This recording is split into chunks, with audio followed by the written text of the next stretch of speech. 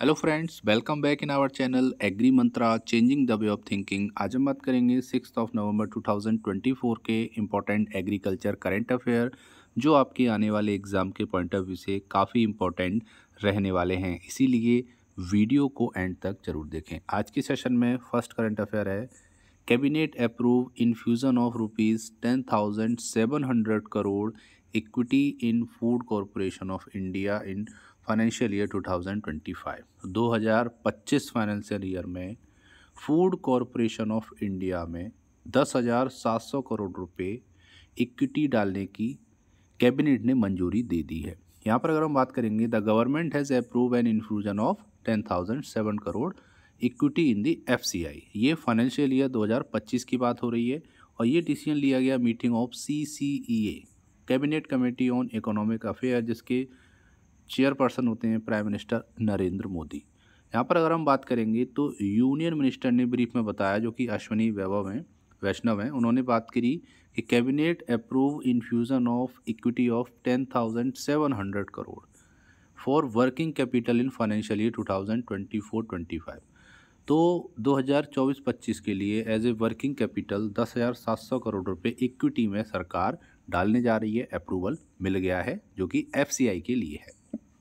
आगे अगर हम बात करेंगे तो पिछले 10 सालों में एफसीआई ने ऑपरेशन जो है फूड कॉरपोरेशन ऑफ इंडिया ने अपने एक्सपेंड किए हैं, क्योंकि एमएसपी बढ़ाई गई है और इसी कारण एमएसपी बढ़ी है तो एक्सपेंशन बढ़ा है और एफसीआई के थ्रू जो खरीद हुई है, प्रोक्योरमेंट हुआ है, तो उसके लिए खर्चा भी हुआ है। और आपको पता है कि एफसीआई प्रोक्योर करती है फूड ग्रेन को, इसीलिए पैसे की रिक्वायरमेंट भी होती है। इस डिसीजन से उद्देश्य क्या है इस डिसीजन को लेने का? To enhance the operational capability of FCI. FCI की ऑपरेशनल कैपेबिलिटी को बढ़ाना, to fulfil its mandate effectively. ठीक है, तो कहने का मतलब है कि एफसीआई के लिए इक्विटी में 10,700 करोड़ रुपए गवर्नमेंट अप्रूव कर चुकी है, वो डालेगी। और आने वाले समय में, क्योंकि एमएसपी पर गवर्नमेंट बढ़ाती जा रही है हर साल और उसी पर सरकार खरीदती है, और यहाँ पर आपको पता है कि जब वो ख़रीद करेगी तो उसके लिए फाइनेंशियल सपोर्ट की ज़रूरत रहती है, जो कि गवर्नमेंट ने पूरी की है। उम्मीद करते हैं यहाँ तक आपको समझ में आया होगा। अब बात करेंगे आज का important second current affair, government urges banks to boost credit flow for allied agri sector. तो गवर्नमेंट ऑफ इंडिया ने बैंक से ये बोला है कि वो अपने क्रेडिट फ्लो को बूस्ट करें, खासकर एग्रीकल्चर एलाइड सेक्टर में। एग्रीकल्चर से रिलेटेड कई सारे ऐसे सेक्टर हैं जिन पर काफ़ी ज़्यादा जीडीपी डिपेंड करती है भारत की। तो गवर्नमेंट ने यहाँ पर रिक्वेस्ट की है बैंक से कि वो अपने क्रेडिट फ्लो को बढ़ाएं, खासकर एग्रीकल्चर फील्ड में ज़्यादा से ज़्यादा लोन बांटें, ताकि एग्रीकल्चर फील्ड डेवलप करेगा तो उससे जो जीडीपी हमारे देश की बढ़ती है उसमें स्पीडी रिकवरी आएगी। आगे अगर हम बात करेंगे, highlighting the importance of allied sector in driving agricultural growth, the government अर्ज द पब्लिक सेक्टर बैंक से उन्होंने रिक्वेस्ट की है कि वो नेसेसरी स्टेप ले और अपने टारगेट को अचीव करे regarding dispersal of agriculture allied activities credit. तो एग्रीकल्चर एलाइड एक्टिविटीज़ के लिए क्रेडिट डिसबर्स करे ज़्यादा से ज़्यादा, मतलब लोन ज़्यादा से ज़्यादा बांटे एग्रीकल्चर एलाइड एक्टिविटीज़ में, इंक्लूडिंग एनिमल हस्बेंड्री, डेयरिंग और फिशरी। एग्रीकल्चर के अलावा एग्रीकल्चर को तो देना ही है, main focus, primary focus agriculture पे है, लेकिन सेकंड फोकस है एलाइड सेक्टर, जैसे एनिमल हस्बेंड्री हो गया, डेयरिंग हो गया, फिशरी हो गया, बी कीपिंग हो गया, तो ये हमारे एलाइड सेक्टर में आ जाते हैं, उस पर गवर्नमेंट का फोकस है। मीटिंग हुई पीएसबी के साथ, पब्लिक सेक्टर बैंक के साथ, नाबार्ड के साथ और लेबल बैंकर के साथ। तो वहाँ पर एम नागाराजू, जो कि सेक्रेटरी हैं फाइनेंशियल सर्विस डिपार्टमेंट के, उन्होंने यहाँ पर मीटिंग करी और रूरल एरियाज़ में अपॉर्चुनिटीज़ बताई है, कैसे एम्प्लॉयमेंट बढ़ेगा। एलाइड सेक्टर में एम्प्लॉयमेंट बढ़ेगा, उसके लिए लोन ज़्यादा से ज़्यादा डिस्पर्स होगा बैंक से, तो चीज़ें स्टार्ट होंगी, स्टार्टअप स्टार्ट होंगे एग्रीकल्चर एलाइड फील्ड में, वहाँ से बैंक का टारगेट पूरा होगा, प्लस एग्रीकल्चर में जीडीपी इंक्रीज करेगी। आगे बात करेंगे तो Nagaraju stress the need for state government to facilitate bank improving the flow of credit. तो नागाराजू ने यहाँ पर ये बात बताई है कि स्टेट गवर्नमेंट को आगे आना चाहिए और अपने क्रेडिट फ्लो को इम्प्रूव करना चाहिए। लेट्स सपोज अभी अगर वो आपका 100 करोड़ रुपीज़ अगर वो बांट रहे हैं एज ए लोन, तो उसको और बढ़ाएं, उसको 200, 300, 400 पर लेके जाएं, ताकि जो टारगेट है वो जल्दी से जल्दी अचीव हो।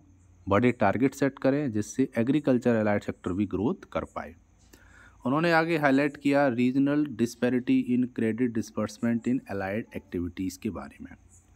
यहाँ पर बात करेंगे तो आउट ऑफ 21.55 ट्रिलियन क्रेडिट में डिस्पर्स हुआ एग्रीकल्चर सेक्टर में ओनली ₹2.62 ट्रिलियन। आप समझ पा रहे हैं, 21.55 ट्रिलियन पैसा जो है वो डिस्पर्स होना था एग्रीकल्चर सेक्टर में 22 और 23 के बीच में, लेकिन हुआ कितना है, केवल 2.62 ट्रिलियन।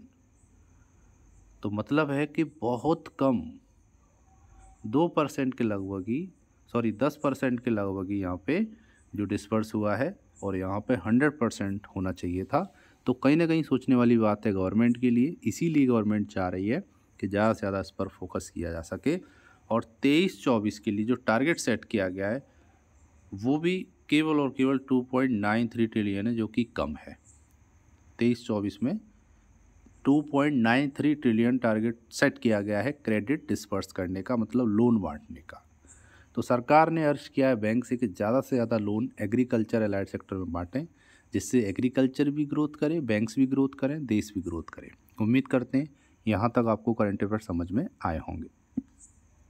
अब बात करेंगे आज के स्पेशल क्वेश्चन की, लेकिन उससे पहले बात करेंगे पिछले वीडियो में पूछे गए क्वेश्चन के आंसर के बारे में। क्वेश्चन था the central institute for research on buffalo is located in. Answer है हिसार, हरियाणा। सभी स्टूडेंट ने सही आंसर किया है इस क्वेश्चन का।